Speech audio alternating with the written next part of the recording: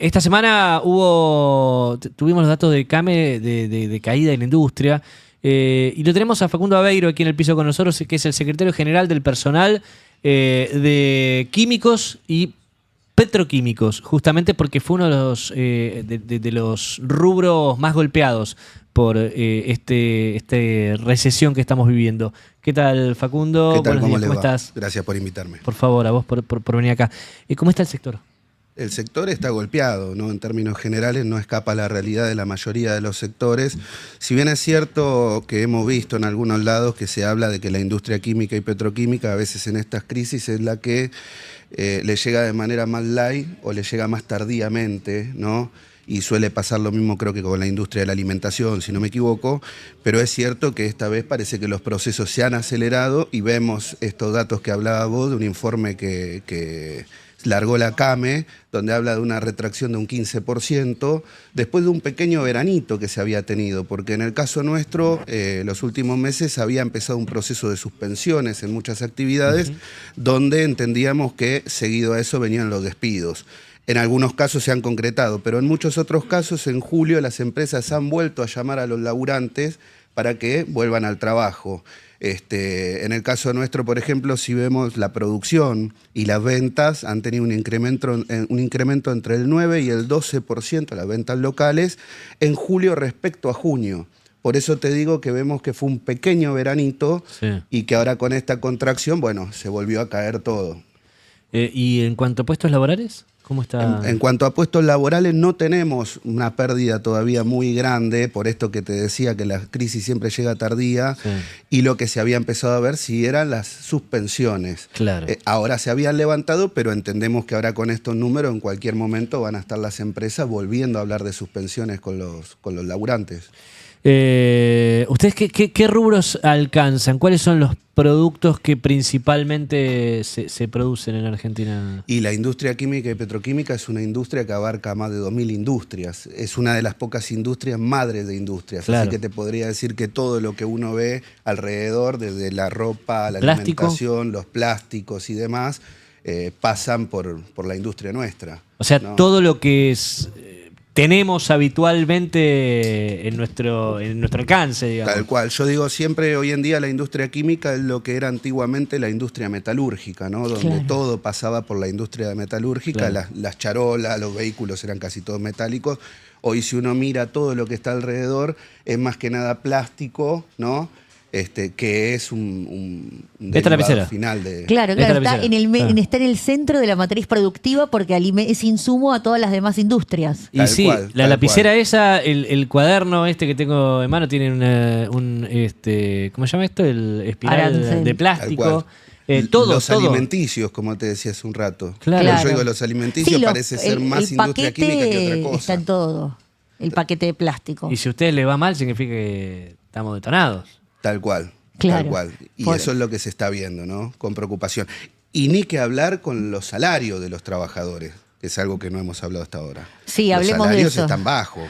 ¿Cuánto es bajo? Hoy en día un trabajador químico y petroquímico entra cobrando 930 y pico mil pesos. Entendemos que comparado con la media que hay en la calle es bastante más. Salario alto, pero cuando comparamos con trabajadores de la misma actividad de otros países, nos damos cuenta que el salario es realmente bajo. Y si salimos de la química y petroquímica, vemos que en todas las actividades pasa lo mismo, hasta incluso tomando los mejores salarios, ¿no? de las actividades mejor paga, sí, cuando las comparamos con el mismo trabajo en el mundo, en otros países, vemos que cobramos poco y que la plata no alcanza para nada. Piloto de avión, por ejemplo, que Milei dice que, te tiro un ejemplo que no tiene nada que ver con el de ustedes, ¿no? Pero dice, si hay paro de los trabajadores, vamos a llamar a pilotos de sí, otros países para que vengan a Argentina.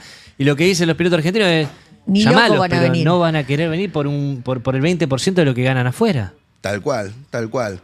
Vos sabés que yo vengo hablando en varios lugares de que hay un debate que no se da y parece que no se quiere dar, ¿no? Que es qué tipo de salario se busca para el trabajador argentino, porque acá se habla de reformas laborales, de reformas sindicales, de destruir el sistema de convenios colectivos como lo conocemos, pero nadie apunta a debatir hacia dónde nos dirigimos. ¿Qué tipo de salario queremos para el trabajador argentino? ¿Un salario de subsistencia o un salario de suficiencia como fue alguna vez en nuestro país que el laburante, y tengamos en cuenta que antes solo se acostumbraba a que labure el padre de la familia, ¿no? Una persona, Sí. una persona en por un familia, grupo de 4, y con eso sí. con ese salario era suficiente para mantener a todo el grupo familiar de 3, 4 personas, vestirlo bien, alimentarlo bien, irse de vacaciones y generar ahorro también, ¿no? Que si hablamos de la libertad de los trabajadores, tenemos que hablar de que la libertad viene a través de un sueldo que les permita el día de mañana adquirir su propia vivienda, ahorrar para ponerse un negocio el que quiera emprender. y ¿Esa es la demás. libertad para vos? Esa para mí la verdadera libertad. Hoy Ahora- en día no hay libertad. La única libertad que tiene el laburante es para endeudarse para llegar a fin de mes, para alimentarse. Y con respecto a esta situación que vos marcás, que es toda la clase trabajadora argentina cobrando miseria en comparación con lo que se están llevando los patrones y en comparación con las demás clases obreras de los demás países. ¿Qué rol crees que le toca al movimiento obrero organizado ante esta situación? ¿Qué es lo que tiene que hacer? Digo, porque la reforma laboral pasó, a pesar de que es perjudicial para los trabajadores. Yo digo, urgentemente el movimiento obrero tiene que centrarse en los salarios del trabajador y pedir en conjunto un aumento ya sea del 100, 150% para todas las actividades. Porque nos pasa que cuando vamos individualmente, Exacto. particularmente, te encontrás con un techo de Sí. parte de las empresas y un poco también de parte del Ejecutivo, que es lo que vemos en algunas noticias, donde Exacto. te dicen vamos a homologar hasta tal número. Entonces, yo entiendo que los salarios no se arreglan con un decreto del presidente, lo entiendo, pero hay una bajada de línea también hacia sus funcionarios en actuar de una manera que conlleva que el salario después termine bajo y no hay posibilidad de superar los niveles salariales que tenemos. Sí. Tengamos en cuenta que el presidente de la Nación dijo por muchos lugares que primero se iban a, de un sacudón, acomodar los precios y que luego los salarios, textualmente decía, subirán como pedo de buzo. Sí, sí. Han pasado más de 8 meses y vemos que los precios sí han subido fabulosamente y de un sacudón y los salarios quedan congelados. Entonces, si la CGT no toma cartas en el asunto y lleva adelante una lucha de todos los sectores, y ahí yo no tengo dudas en que no va a haber trabajador que despotrique de esa lucha o que no acompañe la consigna. No, claro, con lo bajo que están todos los salarios. Pero se debe arrancar por instalar el debate, cosa que la CGT hasta acá yo no he escuchado que salga a instalar el debate este que te decía recién. Y yo cuando lo he querido plantear en las paritarias, Sí. no solo ahora, sino desde hace años hasta acá, qué tipo de salario se busca para el trabajador argentino, nunca he tenido respuesta de la parte empresaria. ¿Qué edad Sí. tenés vos, Facundo? 34. Ah, mira. Más, Y, joven, más joven que que todos. nosotros, más joven que todo acá el programa. Ayer, justo anoche, hablaba con una persona sobre la renovación de los representantes sindicales, ¿no? Que vos mencionabas ahora la CGT, me hiciste pensar en eso. ¿Cuál es tu visión sobre el tema? Yo creo que tiene que haber una renovación. Porque digo, estas cosas vos decís, la CGT no lo está planteando. ¿Por qué no lo está planteando? Y bueno, capaz por esto, ¿no? Porque no hay una renovación. Claro. Yo creo que tiene que haber una renovación, es necesaria la renovación. Ahora, creo que esa renovación no tiene que ser forzada desde la política, Claro. ¿no? Tiene que darse desde adentro de los... Creo que la política, antes de discutir la reforma sindical, deberían discutir la reforma política, ¿no? Y después También podrían tiene que hablar haber de una otra cosa, renovación porque en la vemos, política, seguramente. enormes salarios, Sí. vemos que no van a trabajar. Bueno, ¿no? hubo Y un no malestar tienen de la gente con la compromiso, política. No tienen la formación y demás. Claro.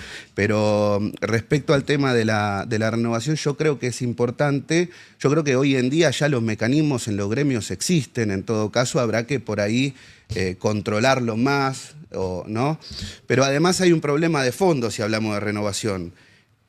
Si vemos la mayoría de trabajadores jóvenes argentinos, que muchos de ellos han acompañado y hasta el día de hoy, aunque esté mal acompañan este gobierno, Sí. tienen una visión totalmente antisindical. Entonces, para una renovación, primero necesitamos que haya una juventud que quiera asumir esos compromisos, ocupar esos cargos Y hoy en día, por el contrario, la mayoría de la juventud que vemos tiene una idea de que el sindicato es un lastre para el trabajo, ¿no? Y de que el sindicato es lo contrario al trabajo. Claro, pero ahí no es medio cuando como no es así. el huevo y la gallina, quién se tiene que acercar a quién, digamos, cómo se tiene que dar ese encuentro, porque recuerdo que no es la primera vez que el sindicalismo, como gran parte de la política representativa, sufre esta erosión en su imagen y... No, tal cual. En los 90 también pasó lo mismo y después se vuelve a recuperar. Durante el kirchnerismo hubo una gran afluencia de trabajadores y trabajadoras, sobre todo mujeres, a los sindicatos, una renovación y de todos los partidos, de izquierda, de peronistas, de cualquier color. Digo, ¿qué es lo que tendría que darse ahora para que vuelva a suceder algo por el estilo? O sea, ¿quién tiene que ir a buscar a quién, digamos? Yo creo que hay que mirar un poco la historia nuestra, ¿no? Cuando, allá por la década del 40, cuando se potencia un sindicalismo argentino que es único en el mundo por su modelo sindical, que es peronista, eso surgió a raíz de que los trabajadores vivían en condiciones, aunque muchos nos dicen que antes de Perón éramos potencia y demás, sí, pero cómo vivían los trabajadores, ¿no? Vivían en condiciones de hacinamiento, una extrema explotación, en condiciones inhumanas, ni siquiera de subsistencia. Eso conllevó a que después se termine formando un movimiento obrero fuerte en respuesta a esa situación, pero para eso también, además de ese contexto, hubo un líder que supo conducir a los trabajadores y les supo enseñar, por así decirlo, claro, la idea de sindicalizarse, de pelear por sus derechos y demás. Hoy en día yo creo que la misma situación nos va a llevar a eso. Hoy en día vemos cómo los propios trabajadores acompañan esta reforma laboral, no todos, ¿no? Pero sí una parte muy importante, acompañan esta reforma laboral y demás. Sí. Y yo creo que esto que nos va a traer mayor precariedad, mayor desempleo, va a hacer que esos propios laburantes que hoy despotrican vayan después a los sindicatos a decir cómo era esto de la lucha obrera, cómo era esto de defender nuestros derechos, pero para eso también, y hoy lamentablemente no se ve, necesitamos, digo yo, un verdadero líder que pueda conducirnos, así como pasó para la derecha, que apareció un Milei que supo conducir este proceso y aprovechar el contexto que había. Bueno, necesitamos nosotros que surja realmente de las bases, y yo soy esperanzado en eso, aunque pueda tomar un tiempo, un líder sindical que pueda conducirnos hacia o político que pueda conducirnos hacia este proceso. Porque el otro día Cristina Fernández se juntó con Santiago Maturano, con Sebastián Maturano, el secretario de Juventudes de la CGT. ¿Qué te pareció ese encuentro? ¿Cómo lo ves? Yo creo que todo encuentro es productivo, todo encuentro sirve. Ahora creo que también hubo una fuerte crítica de parte de Cristina hacia el movimiento obrero. Y hoy en día pareciera que por ahí, si el trabajador está mal, si el trabajador vino padeciendo un montón de cuestiones, es culpa del movimiento obrero exclusivamente. Que gran parte de la culpa la tiene el movimiento obrero, la CGT, no tengo dudas, porque somos los máximos responsables de eso como sindicalistas.